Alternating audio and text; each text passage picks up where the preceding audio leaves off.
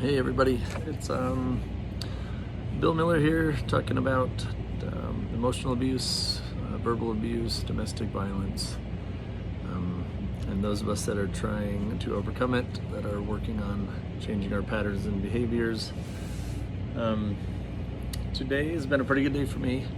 I had counseling from 6 to 8 with a group. That's always my favorite session of the week. Is when we kind of all share our stories for the week, how we're progressing in our recovery and things of that nature. It's actually an alcohol class, but almost all of it relates to patterns and behaviors that we have in our brains and that we've carried with us from our youth or young ages anyway. Most of us that drink or drank a lot or regularly, most of us started at a pretty young age. I think I started, my brother used to buy us 6 packs of beer when I was in 6th grade, I know, so I don't know what that is, 11 years old or so. So I've been drinking sporadically / heavily ever since 11 years old, and I'm 49, so 38 years of my life. So that behavior has just kind of followed me my whole life, just like, my emotional abuse and verbal abuse has come with me, has been with me for as long as I can remember, since childhood. One thing interesting today, I'm in my book, The Choices Program, which is the book California uses for domestic violence cases. This is a 52-week program. I'm doing this one, and tonight I'm actually just starting Washington State's same 52. It's 52 hours, I guess. That one is. I don't know if they call this one 52 weeks, but anyway, the Washington State one is 52 hours. That's an online one, and I'm starting that one tonight. Probably, to be honest, probably tomorrow morning or tomorrow. And I know a lot of the information is going to be the same. Probably most of the information is going to be the same, but it's written by different authors, so I'm sure it'll be different perspectives, different stories, different examples of emotional abuse, verbal abuse, domestic abuse, things of that nature. Tonight's chapter, I'm on chapter 5 on this one, and it's talking about anger. Obviously, anger is, for most of us abusers, anger is the root problem. Figuring out how to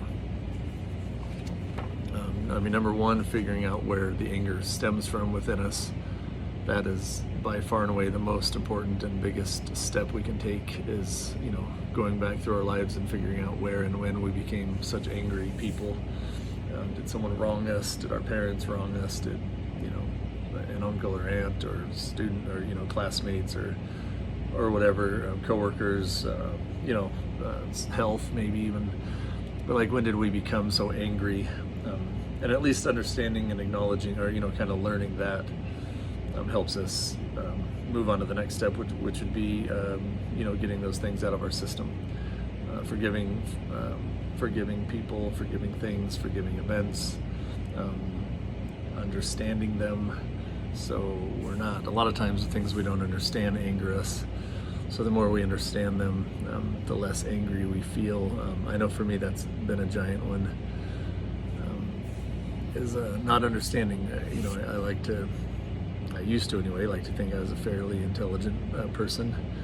Now I'm definitely not so sure, but and so things I didn't understand bothered me. They were wrong just because they were, I didn't understand them, or they were different from me, so they just therefore became wrong somehow in my own pathetic mind. So then once you do understand them, it's remarkable how the anger just leaves your body. Understanding my dad, the way my dad was, I know that I know now today I can say honestly that I longed for approval from my dad. My dad was a very, he was a tough guy, very smart, very successful, on the surface anyway. Internally, I don't know that we ever had a deep enough talk to know if he was truly happy on the inside, or but always tried to seek my dad's approval. My mom always gave me the feeling that she was very loving and accepting of me, regardless of who I was or what I wanted to do for a living or anything like that. My mom was just pretty okay with it as long as I was staying out of trouble. My dad, on the other hand, was more probably had maybe higher expectations or something. I'm not sure, but I always sought his approval, and I don't know that I ever got it. And that was definitely hard. Like when I look back now, I can see.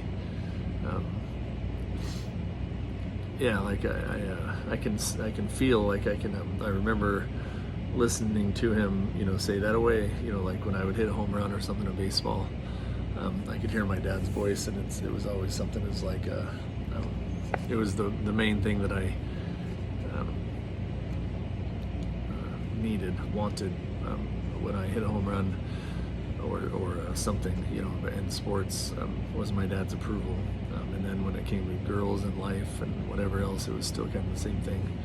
And I suppose I never really got it from him. And I think that took some forgiving for me, some understanding of the way my dad was. He passed away 12 years ago, but the way he was, and then me understanding the way he was helped me understand why he was, why he treated me the way he did. Doesn't mean that he did everything right, or he wasn't to blame for certain things. But my dad and I just clashed. We clashed a lot. He didn't really clash with a few of the other kids, but like I've said a few times on here, but yeah, I got kicked out. My dad kicked me out, enrolled me in military school when I was 13 years old or 12 or 13 years old. So a lot of rejection there, a lot of not gaining acceptance from my dad. But you know what, like I have gone through that, and I have forgiven him. I was going to write him a letter. His birthday was the day before yesterday. I was going to write him a letter a couple days ago. I run out of time. I generally have been working 12 to 16 hours a day, and then I do 2 or 3 or even 4 hours of counseling and self-help and things like that every day, including these videos that help me a lot, oddly. I don't even know why they do, they just do. So sometimes, when it gets to 3 or 4 o'clock in the morning and I've got to get up at 9, it's just time for me to say I've had enough for the day. But I will get around to writing my dad a letter here in the next few days. And the letter is mostly going to be, there'll be a little heart to heart in there as far as some of the things that probably hurt my feelings and kind of, have affected me throughout my life. And then some of it is also going to be my apologizing for my behavior as a child. Like I was a hellion, and my dad was very straight, very straight, black and white, and I was a rebel, no doubt about that. Very hard for my dad to deal with, to understand, to cope with, to put up with, to tolerate. So it was just, easier probably for him at the time to just be rid of me and send me off to a military school. But I've had to forgive him for that. People don't get parenting classes. He just lost his daughter a few years before that, my sister that was kidnapped. The last thing he needed was a kid, another one of his kids demanding so much attention by getting in trouble all the time, and that's what I was. I don't know consciously if I was getting in trouble just because negative attention is better than no attention. I just know that I kind of got in a lot of trouble. It's not like I, hurt people or whatever, but I was a bully. I was a typical bully kid and stuff, but stole candy and gum and stuff like that. Anyway, this particular chapter today is about anger, like I said, and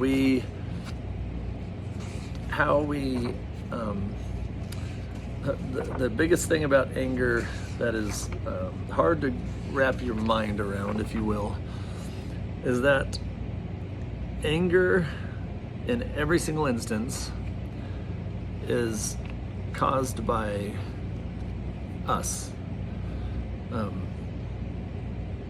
Like, my wife doesn't cause anger. The way I perceive my wife causes me anger. My wife can say anything she wants, and it absolutely pisses me off. But it's not because of what she said, it's because of how I perceived what she said, or how what she said, how I allowed it to be received by me. Just a couple quick examples. Just say as far as how anger, how people actually cannot make you angry. It's literally you every single time that makes yourself angry. One example would be like mine. The first one I thought of is when people cut me off in traffic, as an example. That has never made me mad one time. I don't know what it is. I'm not always the most patient person, but when it comes to that, I'm remarkably patient. People will literally have run me off the road. I've got probably close to 1 million miles of driving, and people not paying attention, being on the cell phones, not looking, have literally run me off the road onto the shoulder to where I had to slow down and get behind them, speed up and get in front of them, or whatever. Oftentimes people have cut me off, and for whatever reason it doesn't make me mad at all, because I've done it. That's probably the only reason, but because I've done that. I've had times where I probably had a stiff neck, or was on the cell phone, or was preoccupied, and I glance over my shoulder, and tonight actually I started getting over. There was someone on my blind spot. I don't have the best neck. I don't have a lot of range of motion in my neck. So there's got to be some, shoulder turning a little bit for me to see that blind spot that my mirrors don't see. And so I did that tonight. I mean, no harm, no foul, but I got back in my lane and apologized, the little head nod and wave, sorry about that. And that's how I've always perceived when someone cuts me off or accidentally kind of comes into my lane while I'm right there, is that I've done that. Shit, I've done that 100 times in my life. And I don't do it on purpose, and I don't do it to be rude. I do it because, I'm preoccupied, or I can't, get my head turned around to see well enough, or whatever. But take the exact same scenario, which, I mean, it literally happens every day. I've been with people that they get so unbelievably mad while they're driving. The road rage is just unbelievable. That if someone even gets in, turns in front of them close, not even about to run them off the road or anything, just kind of, comes over into their lane where, there's not an appropriate gap. And that the driver will freak out, get right on their bumper, flip them off, honk, do all the stuff, you know what I mean? Well, the exact same scenario, two different people. One, it doesn't upset me at all. The other one is livid. I've seen, we've all seen it. Someone cuts them off, they get freaking livid. They go all the way around them, race around them, sometimes on the shoulder. They drive like idiots to get in front of this person, and then they slam on the brakes just to let the person know how mad you really are. And I don't know if they're trying to get them to crash into the back of their car or something, but they get so flipping mad, they literally get out of the car and want to fight the person because the person accidentally cut them off, or maybe accidentally almost ran them off the road. That's just one scenario where two different people, the exact same scenario, and the way it's perceived is just totally different. It doesn't make me mad at all. It makes other people livid. Take another one. As a parent, in my house, my kids break something. And I don't mean, something ginormous and of extreme value that they were playing, bowling a bowling ball in the house or something, but they drop a glass and the glass breaks all over the floor and milk goes all over. Again, you take 2 different parents or 10 different parents, we all react different ways. Me, I'm like, back up, there's glass in there, daddy will handle it. Or if there's not glass, it's like, that's okay, let's grab a towel and throw a towel down, and you know, we step on the towel, we dance on the towel to soak up the milk. No big deal. That's like, that particular thing doesn't make me mad either, but I also have seen where it makes people really mad. Like, it's a spilled glass of milk, who cares? I've done it, you've done it, we've all done it. Why would you get mad? It's not gonna make anything better. Of course you don't think of that at the time, but again, same exact thing, 2 different ways it's perceived. One parent gets mad because the child is being careless, not paying attention, whatever it is. The other parent's like, shit, I've done that 20 times and you know, in the last 5 years. Who cares? Let's clean it up. No big deal. That's anger. It's really, really, really hard to wrap your head around completely that you alone are 100% in control of whether you get mad or not. You can take the wife as an example, your spouse, whatever it is, and she comes home and says, you are a total jerk. I want you to leave me alone for an hour. Just kind of out of the blue. Obviously that would be upsetting, you know, to 99% of us. To 90% of us, it would piss us off and make us mad. To the few that would be, you know, understanding, empathetic, that don't have a bunch of rage, you know, like we don't have a bunch of rage inside us. You know, the first reaction is she comes home and like, she must have had a really bad day. Or, you know, like someone must have did her wrong today at work. She's just flat out having a bad day, like we all do sometimes. She maybe came across something that reminded her of something, you know, I did a year ago or 6 months ago, and it just caught her wrong and it just made her mad for a minute, and she needs to be alone for an hour and she'll be fine.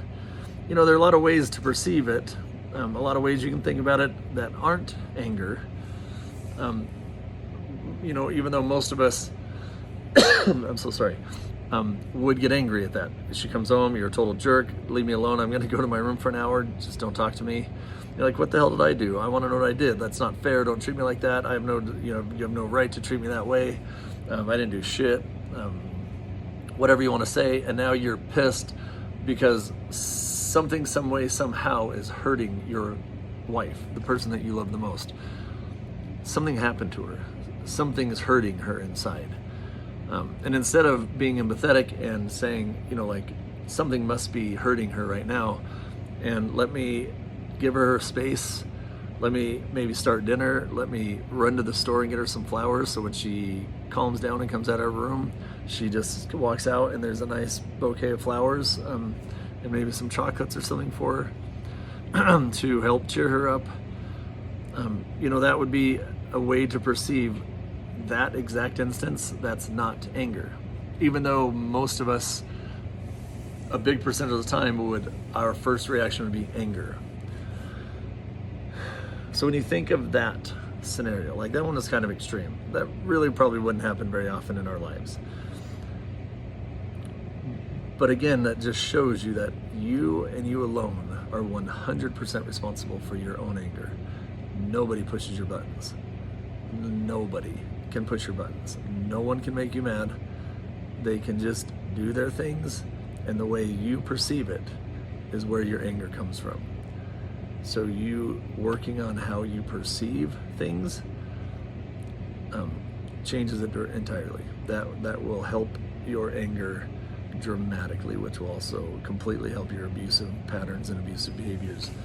If you're not angry, very rarely are you abusive. That's just the bottom line. So that's something to work on hard, and you know, and a lot of it stems from, you know, if your partner, your wife builds up some equity, you know, like generally she doesn't behave that way. So the fact that she is tells you that something's wrong. You know, like she's built up some equity in herself. Like she doesn't always just come home and treat me that way. And so something happened to make her do it. And whatever it is, like she's a human being. You know, she's a human being with feelings. And whatever it is, like just be empathetic, support her, give her a little extra loving, give her a foot rub that night, whatever it is. If she doesn't want to talk about it, don't talk about it. Just let her have her moment, but don't react in anger. Reacting in anger is just going to make it worse. And as hard as it is, you have to, when you start feeling anger, you have to be able to stop and think about it for a second and say, hey, is there something else? Is there another way for me to look at this that's not going to lead to me getting angry? Because every single time we get angry, we get outside of our box. And outside of that box becomes verbal abuse, it becomes emotional abuse, and it becomes domestic violence. None of those three are okay in a relationship. So you take your anger and you perceive it different. You figure it out. You think about it, and every single time there's another way to think about things. And even if she's intentionally trying to make you angry, which no one ever really does that, other than if they're outside the box and becoming abusive themselves, it's still not okay for you to get abusive back. It would be a walk away moment and take a timeout moment. That's something you could, you'd be like, you know what, I'm feeling myself getting angry, I'm going to take a time out, whatever, and then we'll talk about things in an hour or 30 minutes. Okay, that's my take for the day, anger and trying to control it. It's very important, it's very hard to do, but it's very, very important, and it literally changes everything when you start getting better and better at controlling how you perceive yourself and reacting in different ways rather than anger.